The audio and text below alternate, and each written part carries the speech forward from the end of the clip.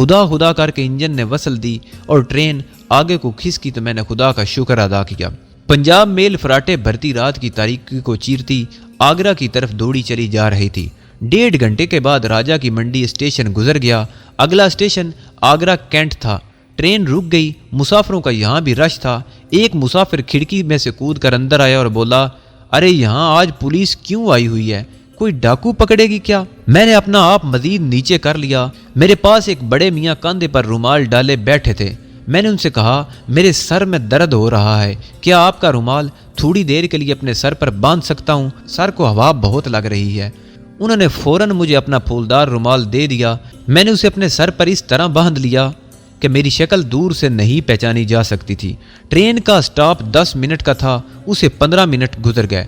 Police ڈبوں میں مجھے تلاش کر رہی تھی۔ اس کا ثبوت مجھے ایک سپاہی کو دیکھ کر مل گیا جو ہمارے ڈبے کو کھلوانے کے لیے کہہ رہا تھا۔ مسافر سامان ادھر ادھر ہٹانے لگے۔ لیٹرین میرے قریب ہی تھی۔ میں اس کے اندر گھس گیا اور اندر سے کنڈی لگا لی۔ اب میری قسمت تھی، پکڑا بھی جا سکتا تھا اور نہیں بھی پکڑا جا سکتا تھا۔ جب مجھے لیٹرین میں گھسے 5 منٹ ہو گئے تو کسی نے باہر سے دروازے پر زور زور سے ہاتھ مارا، دروازہ کھولو بھیا جی۔ حملہ کرنے کی تیاری کر کے میں نے دروازہ کھول دیا۔ میرے سامنے سپاہی کی بجائے ایک مسافر کھڑا تھا۔ میں منہ لپیٹے سر جھکائے باہر نکل کر سامان کی اوٹ میں بیٹھ گیا۔ معلوم ہوا کہ سپاہی اندر نہیں آیا تھا، وہیں کھڑکی میں سے اپنا فرض پورا کر کے چلا گیا تھا۔ ٹرین آگرہ کینٹ سے روانہ ہوئی تو ایک بار پھر میں نے اطمینان کا سانس لیا، کیونکہ اب توقع نہیں تھی کہ کسی اگلے اسٹیشن پر پولیس مجھے تلاش کرنے آئے۔ اگلا بڑا اسٹیشن گوالیار تھا۔ رات 1 بجے ٹرین چھوٹے چھوٹے ریلوے اسٹیشن پیچھے چھوڑتی اپنے سفر پر رواں دواں رہی۔ 1 بجے گوالیار آ گیا۔ پلیٹ فارم پر کافی رش تھا۔ کچھ مسافر اتر گئے، کچھ ڈبے میں سوار ہو گئے۔ میں نے کھڑکی سے پلیٹ فارم پر نگاہ ڈالی، کہیں ملٹری پولیس کا کوئی سپاہی دکھائی نہ دیا۔ گوالیار سے ٹرین چلی تو اس نے رکنے کا نام ہی نہ لیا۔ کئی چھوٹے اسٹیشن گزرتے چلے گئے۔ صبح پھٹنے والی تھی کہ پنجاب میل جھانسی کے ریلوے اسٹیشن میں داخل ہو گئی۔ میں ٹرین سے باہر آنے کا خطرہ مول نہیں لینا چاہتا تھا۔ جن بزرگ کا میں نے رومال اپنے سر پر باندھ رکھا تھا انہیں جھانسی اترنا تھا۔ میں نے رومال واپس کرنا چاہا تو انہوں نے لینے سے انکار کر دیا۔ بیٹا تمہارے سر میں درد ہے، اسے اپنے پاس ہی رکھو۔ میں نے بڑے میاں کا شکریہ ادا کیا اور ٹرین روانہ ہو گئی۔ اور جب بھوپال آیا تو دن کافی نکل چکا تھا۔ یہاں میں نے دوسرے مسافروں کے ساتھ آب خورے میں چائے پی اور بند مکھن کھایا۔ پھر دن بھر ٹرین چلتی رہی۔ سارے راستے مجھے کسی نے نہ پوچھا۔ جلگاؤں کے بعد نند گاؤں بھی گزر گیا۔ آدھی رات کے بعد اسٹیشن ناسک روڈ آیا۔ یہاں میں نے پلیٹ فارم پر نکل کر تھوڑا بہت کھایا۔ دیولالی پہنچے تو صبح کاذب کی جھلکیاں نمودار ہونا شروع ہو گئیں۔ اگت پوری کے اسٹیشن پر بجلی کا انجن لگا دیا گیا، کیونکہ دلی سے یہاں تک سٹیم انجن ہمیں لایا تھا۔ یہاں سے بمبئی کا رنگ روپ نظر آنا شروع ہو گیا تھا اور ٹرین کی رفتار کافی تیز ہو گئی تھی۔ کلیان کا ریلوے اسٹیشن آیا تو بمبئی شروع ہو گیا۔ کلیان کے بعد پنجاب میل دادر کے لوکل اسٹیشن پر رکی اور پھر شور مچاتی دھڑ دھڑاتی ہوئی بمبئی سینٹرل کے عظیم الشان ریلوے اسٹیشن میں داخل ہو گئی۔ پلیٹ فارم پر اترنے کی بجائے میں دوسری طرف ریلوے لائن پر اتر گیا اور یارڈ کی دوسری پٹریوں سے گزرتا ہوا دوسرے پلیٹ فارم پر چڑھ گیا۔ پلیٹ فارم کی گھڑی دن کے 8 بجا رہی تھی۔ آسمان بادلوں سے ڈھکا ہوا تھا اور لگتا تھا کہ بوندا باندی ہو چکی ہے۔ میں ایک جگہ دوسرے مسافروں کے ساتھ بینچ کے کنارے پر بیٹھ کر ماحول کا جائزہ لینے لگا۔ یہاں ملٹری پولیس کا کوئی آدمی موجود نہیں تھا۔ میں نے اسٹال پر چائے پی اور بک اسٹال سے ٹائم ٹیبل خریدا۔ انگریزی اخبار پر نگاہ ڈالی، وہاں نہ تو کہیں میری خبر تھی اور نہ ہی کوئی تصویر چھپی ہوئی تھی۔ میں دوسرے مسافروں کے ریلے میں شامل ہو کر سیڑھیوں والے پل کی طرف بڑھا۔ پل عبور کر کے بڑے پلیٹ فارم پر آیا اور دوسرے مسافروں کے ساتھ اسٹیشن سے باہر آ گیا۔ مختلف قسم کے لوگوں نے مجھے گھیر لیا۔ ان میں کوئی ہوٹل والا تھا، کوئی ٹیکسی والا اور کوئی وکٹوریا یعنی بگی والا تھا۔ میں ایک مسلمان لڑکے کے ساتھ وکٹوریا میں بیٹھ کر بھنڈی بازار کے بغدادی ہوٹل میں آ گیا۔ معمولی قسم کا کمرہ تھا، ایک بیڈ اور پرانی سنگار میز کونے میں رکھی تھی۔ چائے منگوا لی اور پھر ٹائم ٹیبل کھول کر بمبئی سے مدراس جانے والی ٹرینوں کا جائزہ لینے لگا۔ ایک ہی ٹرین میرے لیے موزوں تھی جو رات کے 10 بجے بمبئی سے روانہ ہو کر اگلی رات کے پچھلے پہر مدراس پہنچتی تھی۔ بہت طویل سفر تھا۔ میرے پاس بھارتی کرنسی میں صرف 1000 روپے رہ گئے تھے۔ فرسٹ کلاس میں سفر کرنا ویسے ہی میرے لیے خطرناک تھا۔ تھرڈ کلاس میں آدمی دوسرے مسافروں میں گم ہو جاتا ہے۔ دوپہر کے کھانے کے بعد میں سو گیا۔ شام کو آنکھ کھلی تو بنڈی بازار میں آ کر پہلا کام یہ کیا کہ نئے کپڑے خریدے، پھر اسٹیشن پہنچ گیا۔ مدراس ایکسپریس میں فرسٹ کلاس وغیرہ میں بکنگ ہو رہی تھی، مگر تھرڈ کلاس کی ٹکٹ کے بارے میں بابو نے بتایا کہ وہ ٹرین چلنے سے کچھ دیر پہلے ہی ملے گی۔ اس نے بتایا کہ ٹرین رات کے 9 بجے روانہ ہوتی ہے۔ ٹائم ٹیبل میں وقت غلط چھپ گیا تھا یا کسی اور وجہ سے ٹرین کی روانگی کا وقت تبدیل کر دیا گیا تھا۔ میں واپس اپنے ہوٹل میں آ گیا۔ میرا پروگرام یہ تھا کہ 8:30 بجے اسٹیشن کی طرف روانہ ہو جاؤں۔ 7:30 بجے ہلکی ہلکی بارش شروع ہو گئی تھی۔ میں نے کھانا کمرے میں ہی منگوا لیا۔ میں کھانا کھانے لگا۔ دروازہ اندر سے بند نہیں تھا۔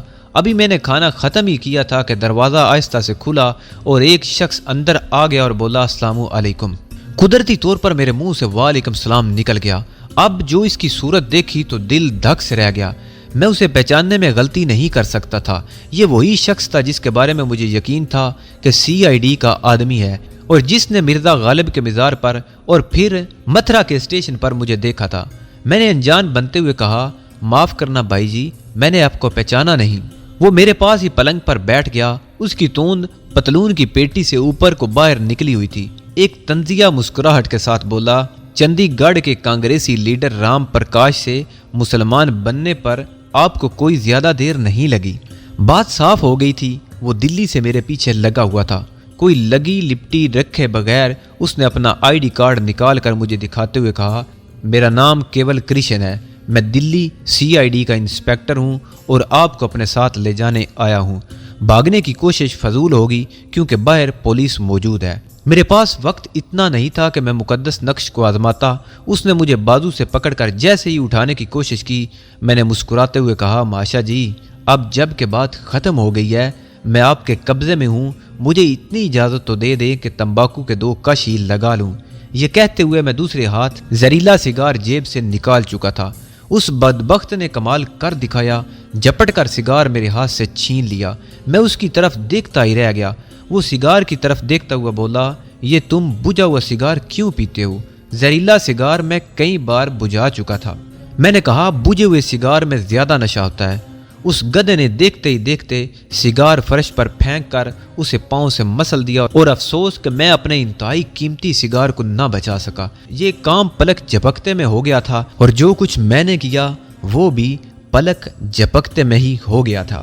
اس کے جبڑے کے لیے میری ایک ہی فلائنگ کک بڑی سخت ثابت ہوئی۔ وہ پلٹ کر گرا، اس کی کھوپڑی کا پچھلا حصہ سنگار میز کے کنارے سے ٹکرایا۔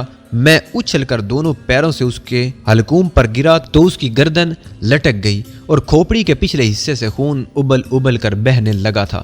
میں نے اپنے قیمتی سگار کو آخری بار دیکھا، وہ ریزہ ریزہ ہو چکا تھا اور میرے لیے بالکل بیکار تھا۔ یہ بہت بڑا نقصان تھا، لیکن اب مجھے وہاں سے ہر حالت میں بھاگ جانا تھا۔ میں ہوٹل کی سیڑھی چڑھ کر چھت پر پہنچ گیا۔ میں نے منڈیر کی اوٹ سے نیچے دیکھا، واقعی نیچے پولیس کی ایک جیپ کھڑی تھی۔ ایک تھانے دار جیپ کے قریب بے چینی سے ٹہل رہا تھا۔ اس کا پستول بیلٹ میں لگا ہوا تھا۔ چھت سے ایک سیوریج پائپ دوسری بلڈنگ تک جاتا تھا۔ میں اس پائپ کے سہارے دوسری عمارت کی چھت پر اتر گیا۔ یہ ایک 2 منزلہ عمارت تھی۔ اندھیرا بڑھ رہا تھا۔ بلڈنگ کے فلیٹوں میں روشنیاں ہو رہی تھیں، لیکن جہاں میں تھا وہاں روشنی نہیں تھی۔ میں نے دوسری طرف نیچے جھانکا۔ نیچے گلی تو تھی مگر بجلی کے تار بھی پھیلے ہوئے تھے۔ گلی میں چھلانگ لگانا موت کو گلے لگانے کے مترادف تھا۔ ہلکی پھلکی پھوار پڑنے لگی۔ گلی 15 فٹ چوڑی تھی، اسے چھلانگ لگا کر بھی پار نہیں کر سکتا تھا۔ جنوب کی طرف نیچے مکان کی چھت ڈھلانی تھی۔ اس چھت سے جہاں میں موجود تھا ڈھلانی چھت کوئی 12-13 فٹ نیچے ہوگی۔ میں نے پاؤں دوسری طرف لٹکا دیے اور پھر ہاتھ جوڑ کر ڈھلوان پر چھلانگ لگا دی اور گرتے ہی نیچے کھسکنے لگا۔ تھوڑا سا کھسکنے کے بعد میں رک گیا اور خود کو چھپکلی کی طرح سے چھت سے چمٹا دیا۔ دفعتاً نیچے سے کسی نے آواز دی ارے دنیا دیکھ، تو اوپر سے کیا گرا رہا ہے؟ میں آہستہ آہستہ کیکڑے کی طرح رینگ کر چھت کے دوسرے کنارے پر پہنچ گیا۔ یہاں نیچے دوسری منزل کا برآمدہ تھا۔ برآمدے میں ایک کرسی خالی پڑی تھی۔ فلیٹ غریبانہ تھے، اندر سے کسی بچے کے رونے اور ماں کے جھڑکنے کی آوازیں آ رہی تھیں۔ میں برآمدے میں کود گیا۔ آواز سن کر اندر سے ایک مراٹھی عورت ساڑی سنبھالتے ہوئے نکلی۔ اوئی ماں! وہ چیخ پڑی۔ سیڑھیوں کا دروازہ میرے سامنے تھا۔ میں جتنی تیزی سے سیڑھیاں اتر سکتا تھا اتر کر نیچے گلی میں پہنچ گیا۔ سامنے ایرانی ہوٹل میں لوگ کھانا کھا رہے تھے، ریکارڈنگ ہو رہی تھی، گلی ہلکی فوار میں بھیگ رہی تھی، کسی نے بھی میری طرف نہیں دیکھا۔ اس زینے سے فلیٹوں کے لوگ اترتے چڑھتے رہتے تھے۔ چند قدم تیز اٹھانے کے بعد میں لپک کر گلی کی دوسری سمت ہو لیا۔ یہ گلی بھی آگے اسی بازار میں نکل آئی جہاں پولیس کی گاڑی بغدادی ہوٹل کے باہر کھڑی تھی۔ میں نے دور سے دیکھا کہ ہوٹل کے باہر جلتے بلب کی روشنی میں پولیس کی گاڑی میں صرف ڈرائیور ہی بیٹھا تھا۔ اس کا مطلب تھا کہ باقی سپاہی انسپیکٹر کی قیادت میں اوپر جا چکے تھے۔ میں الٹے پاؤں بھنڈی بازار سے محمد علی روڈ کی طرف چلنے لگا۔ یہاں بازار میں ٹریفک کا رش تھا۔ میرین ڈرائیور وغیرہ کا علاقہ ہوتا تو پولیس کی جیپ میرا پیچھا کر کے مجھے پکڑ سکتی تھی، لیکن یہاں جیپ اتنی بھی تیزی سے میرے پیچھے نہیں آ سکتی تھی جتنی تیزی سے میں چلا جا رہا تھا۔ محمد علی روڈ ابھی دور تھی کہ قریبی بس اسٹاپ پر ایک بس آ کر رکی جس کی پیشانی پر لیمنگٹن روڈ لکھا ہوا تھا۔ جو صاحب بمبئی میں رہ چکے ہیں انہیں معلوم ہوگا کہ بمبئی سینٹرل کا ریلوے اسٹیشن لیمنگٹن روڈ پر واقع ہے۔ میں لپک کر بس میں سوار ہو گیا۔ بس اپنی معمول کی رفتار سے چل رہی تھی۔ بھنڈی بازار کے علاقے سے نکل کر میں ایک بس اسٹاپ پر اتر گیا۔ یہاں سے ٹیکسی پکڑی اور ڈرائیور سے کہا کلیان چلو۔ ڈرائیور نے گھوم کر میری طرف دیکھا۔ کلیان بہت دور ہے بابو، اپن ادھر کو نہیں جائے گا۔ میں نے جیب سے چند نوٹ نکال کر اس کی طرف بڑھا دیے۔ اس نے مسکرا کر نوٹ جیب میں ٹھونسے اور ٹیکسی اسٹارٹ کر دی۔ کلیان بمبئی سے 60 میل دور ہے۔ میرا پروگرام تھا کہ بمبئی سینٹرل سے چلی ہوئی مدراس ایکسپریس کو میں کلیان اسٹیشن پر جا کر پکڑوں گا۔ میں بمبئی سینٹرل اور داور ریلوے اسٹیشن سے بچنا چاہتا تھا۔ میں نے ڈرائیور سے وقت پوچھا۔ رات کے 8:30 بج رہے تھے۔ نصف گھنٹے کے بعد سینٹرل اسٹیشن سے مدراس ایکسپریس روانہ ہونے والی تھی۔ اسے داور ٹھہرنا تھا جو بمبئی سے 9 میل دور تھا اور اس کے تقریباً 1 گھنٹے بعد کلیان پہنچنا تھا۔ میں نے ڈرائیور سے کہا کہ ٹیکسی تیز چلائیے، مجھے کلیان ریلوے اسٹیشن پر ایک آدمی کو مدراس ایکسپریس پر الوداع کہنا ہے۔ میرے پاس 1.5 گھنٹہ تھا۔ ٹیکسی کو 60 میل کا فاصلہ ایک نہیں تو 1.5 گھنٹے میں طے کر لینا چاہیے تھا، جبکہ سڑک پر رش بھی نہیں تھا۔ ڈرائیور نے شہر سے نکلتے ہی ٹیکسی بمبئی سے پونا جانے والی ہائی وے پر ڈال دی۔ ہلکی ہلکی بارش ہو رہی تھی۔ ڈرائیور گاڑی زیادہ تیز نہیں چلا رہا تھا۔ میں نے 2-1 بار اسے تیز چلانے کو کہا تو بولا بابو سڑک پر پھسلن ہے، گاڑی الٹ جائے گی۔ کم بخت بارش کو بھی آج رات ہی برسنا تھا۔ کھمبوں کی روشنیاں پیچھے چلی جا رہی تھی۔ ٹیکسی ویران سڑک پر کھیتوں کے درمیان سے گزر رہی تھی۔ ٹیکسی ڈرائیور ایک پھاٹک سے گزرا تو بولا بابو ابھی مدراس میل نہیں چلا، ہم اس کو کلیان پکڑ لے گا۔ ابھی یہ جملہ اس کے منہ ہی میں تھا کہ ایک دھماکہ ہوا۔ میں پچھلی سیٹ پر اوپر کو اچھلا۔ ڈرائیور نے ایک دم سے بریک لگائی، گاڑی نے چکر کھایا اور سڑک سے اتر کر کچے میں رک گئی۔ مارا گیا بابو، سالہ ٹائر بریسٹ ہو گیا۔ میں نے اپنا سر تھام لیا۔ تمہارے پاس سٹپنی ہے؟ میں نے بے اختیار پوچھا۔ سٹپنی کے بغیر ہم کبھی نہیں چلایا بابو۔ یہ کہہ کر ڈرائیور گاڑی سے باہر آ گیا۔ اس نے مجھے بھی باہر آنے کو کہا، پھر ڈگی سے فالتو ٹائر اور جیک نکالا اور اپنا کام شروع کر دیا۔ بارش کی فوار اسی طرح پڑ رہی تھی۔ میں درخت کے نیچے جا کر اندھیرے میں بیٹھ گیا۔ ڈرائیور گجرات کاٹھیا وار دبلا پتلا مگر تیز و ترار نوجوان تھا۔ ٹائر بدلنے میں 1.25 گھنٹہ لگ گیا۔ رات کے 9:15 بج گئے۔ مدراس ایکسپریس بمبئی سینٹرل سے چل پڑی تھی اور داور پہنچنے والی تھی، جبکہ ہم داور سے کوئی 15 میل آگے ہی پہنچ چکے تھے۔ میں تمہیں 100 روپے انعام دوں گا، گاڑی جتنی تیز چلا سکتے ہو چلاؤ، میں نے کہا۔ بابو تم فکر کیوں کرتا ہے پھوکٹ میں؟ ارے بابا تم کو مدراس ایکسپریس پکڑ کر دکھا دے گا۔ یہ کہہ کر اس نے انجن اسٹارٹ کر دیا۔ اس نے واقعی کمال کر دیا۔ اب اتنی تیز گاڑی چلائی، مجھے خوف محسوس ہونے لگا کہ کہیں گیلی سڑک پر گاڑی الٹ نہ جائے۔ وہ 70 میل سے زیادہ رفتار سے گاڑی چلا رہا تھا۔ راستے میں چھوٹے چھوٹے کئی قصبے آئے، یہاں وہ گاڑی کی رفتار ہلکی کر دیتا، قصبے سے نکلتے ہی پھر اسپیڈ پکڑ لیتا۔ دور سے کلیان ریلوے اسٹیشن کی بتیاں نظر آئیں تو ڈرائیور نے خوش ہو کر کہا آ گیا کلیان سالہ۔ میں نے سر گھما کر پیچھے دیکھا تو دور مدراس ایکسپریس کے انجن کی روشنی بھی نظر آنا شروع ہو گئی تھی۔ مدراس ایکسپریس بھی آن پہنچا ہے، یہ کہہ کر ڈرائیور نے اسپیڈ اور تیز کر دی۔ 15 منٹ بعد میں کلیان ریلوے اسٹیشن پر ٹیکسی سے اتر رہا تھا۔ ڈرائیور کو 100 روپے انعام دے کر میں اسٹیشن کے گیٹ کی طرف بھاگا، کیونکہ مدراس ایکسپریس کلیان کے آؤٹر سگنل میں داخل ہو چکی تھی۔ اس اسٹیشن پر ایکسپریس ٹرین 2 منٹ میں سے زیادہ نہیں ٹھہرتی تھی۔ میں نے دیکھا کہ ٹکٹ گھر کی کھڑکی پر رش ہے۔ میں نے آگے بڑھ کر ٹکٹ لینے کی کوشش کی مگر کامیاب نہ ہو سکا۔ اتنے میں ٹرین زمین ہلاتی اور شور مچاتی ہوئی پلیٹ فارم میں داخل ہو گئی۔ میں نے گیٹ پر کھڑے ٹکٹ چیکر سے کہا میرے پاس ٹکٹ خریدنے کا وقت نہیں ہے، میں فرسٹ کلاس کا مسافر ہوں، راستے میں گارڈ سے ٹکٹ بنوا لوں گا۔ فرسٹ کلاس کا نام سن کر ٹکٹ چیکر نے مجھے اندر جانے کی اجازت دے دی۔ ٹرین پلیٹ فارم میں رک چکی تھی۔ میں پچھلی بوگی کے لیے دوڑا۔ ٹرین میں بہت رش تھا۔ میں تھرڈ کلاس کے ایک ڈبے میں کسی نہ کسی طرح گھس گیا۔ جتنی دیر ٹرین یہاں کھڑی رہی میں نے کھڑکی میں سے سائر باہر نہ نکالا۔ ٹرین چلی تو میں نے مسافروں کا جائزہ لیا۔ مسافروں میں عورتیں بھی تھیں۔ یہ لوگ مراٹھی اور گجراتی زبان میں تیز تیز باتیں کر رہے تھے۔ میں ان زبانوں سے ناواقف تھا، البتہ گجراتی کا کوئی لفظ میری سمجھ میں آ جاتا تھا۔ مدراس ایکسپریس کلیانہ سے نکلتے ہی برق رفتار بن گئی۔ اگلا بڑا شہر پونا تھا جو کلیان سے تقریباً 138 کلومیٹر کے فاصلے پر تھا۔ پونا سے پہلے لوناوالا کے اسٹیشن پر گاڑی تھوڑی دیر کے لیے رکی، پھر پونا پر رکی تو میں نے اپنے آپ کو ہجوم میں چھپا لیا۔ یہ بہت بڑا جنکشن تھا۔ یہاں مدراس ایکسپریس نے کوئی 15 منٹ لگائے۔ گاڑی یہاں سے چلی تو میں نے کسی حد تک سکھ کا سانس لیا۔ اب بڑا شہر شوارپور تھا جو بہت دور تھا۔ شوارپور بھی خیریت سے گزر گیا۔ اب ٹرین آندھرا پردیش سے گزر رہی تھی۔ گلبرگہ صبح کے وقت آیا۔ مجھے کسی جگہ بھی پولیس کی نقل و حرکت نظر نہ آئی۔ میں خطرے کی پہلی لائن سے نکل چکا تھا۔ رانچوڑ پہنچ کر میں نے کھانا کھایا۔ یہ چاول کی روٹی تھی جسے یہاں کے لوگ چلا کہتے ہیں۔ اب چائے کی بجائے ریلوے اسٹیشنوں پر کافی زیادہ ملنے لگی تھی۔ سارا دن ٹرین کا سفر جاری رہا۔ کئی شہر آئے اور گزر گئے۔ پھر شام ہو گئی۔ رات کے 9 بجے کہیں ٹرین مدراس سینٹرل کے عظیم الشان ریلوے اسٹیشن میں داخل ہوئی۔ اب میں اپنے آپ کو کافی محفوظ سمجھ رہا تھا۔ یہاں 2 صوبوں کے مابین رابطہ کی زبان انگریزی ہے۔ انگریزی کا معیار یہاں سے بہت بلند ہے۔ ریلوے کلی تک انگریزی زبان میں اپنا مفہوم سمجھا لیتے ہیں۔ مجھے مدراس سے آگے منڈار کیمپ نامی شہر جانا تھا جہاں زیر زمین ایٹمی پلانٹ کام کر رہا تھا۔ میرے سامنے بہت بڑا مشن تھا۔ میں اکیلا اور اجنبی تھا۔ میں ان لوگوں کی زبان سے بھی واقف نہ تھا۔ بظاہر میرا ایک مشن ناممکن تھا۔ اس ملک نے اپنے ایٹمی پلانٹ کے مرکز کو دشمن جاسوسوں کے لیے کھلا نہیں چھوڑ رکھا ہوگا۔ قدم قدم پر حفاظتی انتظام کیے گئے ہوں گے۔ میرے پاس تو اب زہریلا سگار بھی نہیں تھا۔ میں صرف خدا کے سہارے اور اپنے عزم کے بل پر آگے بڑھتا چلا گیا۔ لیکن اب آگے جانے سے پہلے مجھے کچھ منصوبہ بندی کی ضرورت تھی۔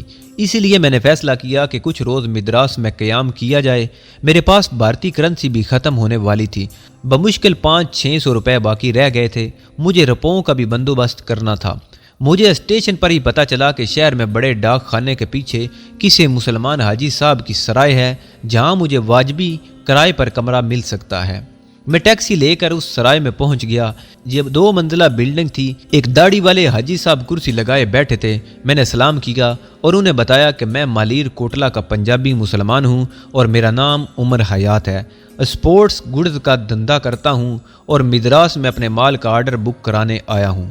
حاجی صاحب نے مجھے 10 روپے روز پر ایک چھوٹا سا نیم شکستہ کمرہ دے دیا جہاں کوئی پلنگ نہیں تھا۔ میں نے زمین پر ہی بستر لگا لیا۔ ترچنا پولی جو کبھی میرا ہیڈ کوارٹر رہ چکا تھا یہاں سے بہت دور تھا، اسی لیے میں اطمینان سے یہاں ٹک گیا۔ میرا ارادہ ہفتے بھر سے زیادہ ٹھہرنے کا نہیں تھا۔ اس دوران میں مجھے باقاعدہ کوئی منصوبہ بنا کر اپنے مشن پر روانہ ہونا تھا۔ کافی سوچ و بچار کے بعد میں اس نتیجے پر پہنچا کہ مجھے اللہ کا نام لے کر اپنے ٹارگٹ کی طرف روانہ ہو جانا چاہیے۔ ٹارگٹ پر پہنچ کر صورتحال کا جائزہ لیا جائے اور اس کی روشنی میں کوئی فیصلہ کیا جائے۔ میرے پاس تھوڑی سی رقم رہ گئی تھی۔ سب سے پہلے مجھے پیسوں کی ضرورت تھی۔ میں نے مدراس کی جناس منڈی میں ایک مسلمان موپلے کی آڑت کی دکان پر نوکری کر لی۔ 2 ماہ یہاں نوکری کرنے کے بعد میں نے اتنے پیسے جمع کر لیے کہ منڈ ایم کیمپ تک سفر کر سکتا تھا اور وہاں کچھ روز تک اپنا خرچ بھی چلا سکتا تھا۔ چنانچہ ایک روز میں کسی کو بتائے بغیر مدراس شہر کے دوسرے بڑے اسٹیشن سے کنیا کماری ایکسپریس میں سوار ہو کر اپنی منزل کی طرف روانہ ہو گیا۔ یہ بھی ایک طویل سفر تھا۔ مجھے بھارت کی نچلی تکون تک پہنچنا تھا۔ راستے میں میرے لیے خطرناک زون ترچنا پولی کا اسٹیشن بھی آتا تھا۔ یہ اسٹیشن کہیں آدھی رات کو جا کر آیا۔ میں ڈبے میں ہی چھپ کر بیٹھا رہا۔ ترچنا پولی کے بعد رامشوریم اور مدورائی ایسے بڑے شہر بھی گزر گئے۔ دوسرے دن ٹرین कोडे कनाल रोड के स्टेशन पर रुक गई। यहाँ इंजन तब्दील किया गया और धनुष कोडी की जानब ट्रेन का सफ़र दोबारा शुरू हो गया। धनुष कोडी भारत की जनूबी तकून का सबसे आखिरी रेलवे स्टेशन है। इससे आगे श्रीलंका और भारत का दरमियानी समंदर आ जाता है। मंड एम कैंप इससे बहुत पीछे था। ट्रेन तीसरे पहर मंड एम कैंप पहुंची तो मैं ट्रेन से उतर गया। ये इतना बड़ा शहर नहीं था, लेकिन एटमी प्लांट की वजह से इसकी अहमियत बढ़ गई थी और 2-3 नई कॉलोनियां आबाद हो गई थी। इस अरसे में मुझे तमिल ज़बान में थोड़ी बहुत शुद्ध बुद्ध हो गई थी। मैं शहर में आ गया। पुरानी तर्ज के फ्लैटों वाली इमारतों के अलावा एक मंजिला ढलानी छतों वाले मकान भी थे। सड़क के किनारे नारियल के दरख्त हवा में झूम रहे थे। यहाँ सिर्फ साइकिल रिक्शा चलते थे। पुलिस के सिपाहियों की नीली वर्दियां, मद्रास पुलिस ऐसी थी, किसी सिपाही ने मेरी तरफ तवज्जो न दी। मैंने एक मद्रासी होटल में जाकर खाना खाया, कॉफी पी और शहर में आवारा गर्दी करने लगा। सूरज गरूब हो रहा था। सुनहरी रोशनी हर तरफ फैली हुई थी। तामिल औरतें स्याह सुर्ख साड़ियों में मलबूस चली जा रही थी कि अचानक एक बाजार से गुजरते हुए मेरी निगाह एक सफेद माइक्रो वैगन पर पड़ी। उस पर नीले अंग्रेजी हरूफ में मंड एम एटॉमिक लिखा हुआ था। मैं ठिठक कर रह गया।